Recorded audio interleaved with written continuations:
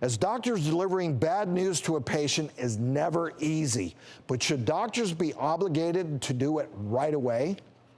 An Australian physician delayed telling his patient of her incurable lung cancer until she returned from an upcoming 2-week cruise because he wanted her to enjoy her vacation. Unfortunately, Jenny contracted pneumonia on the ship and died. Jenny's family was angry with the doctor and considered his actions paternalistic rather than compassionate. Is it okay for doctors to delay telling patients bad news for the sake of the patient?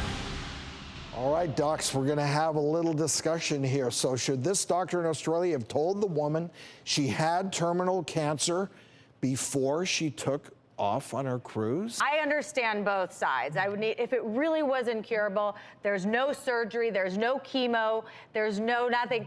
I think my instant reaction would be like, she doesn't have very much time. I just want her to have a good time on the cruise and whatever time she has left. And it wouldn't change the outcome, and probably. the last thing on this doctor's mind is that she would get sick on the ship, contract pneumonia, and die before coming back. I mean, that was not foreseeable. I don't think it was unreasonable for the physician to think that way. Yeah, I think he did a bad thing, trying to do the right thing. Right. I see Yes. both sides. However, when you look at it, the thing is, it wasn't his decision to make. Like, yes, she wanted to go on the cruise, but what if she had a family or grandkids that she really wanted to spend more time with? That's an interesting point. So the thing is, like you said, it came from a good place. It was a very difficult situation, but in my opinion, 2 weeks is a really long time. And if you know someone doesn't have a long time left on this earth, I think it's really up to them how they want to spend that time. Yeah, who are you to tell someone what their best 6 months is? You know what I mean? I mean, that lady going on the cruise, she might have gone on the cruise and gotten a strip contest because she's like, whatever. You're really into this stripping thing, right? I don't know. You're really into this stripping thing. Yeah. I think it's gonna But yeah, I mean, better for you. it's a patient's right to decide what they want to do with their time. And I will say from a short-term standpoint, so again, I'm an emergency medicine doctor, level 1 trauma center. Unfortunately, you know, I will see 20-year-olds that get shot in the head. And I have to, it is the worst part of my job to talk to that kid's mom. I'm straight up, I hate that. But when I call her on the phone, I don't tell her the details. Because I say, hey, your son's in the hospital, we need you to come to the ER. Because you know, I can't trust her ability to drive after getting news like that.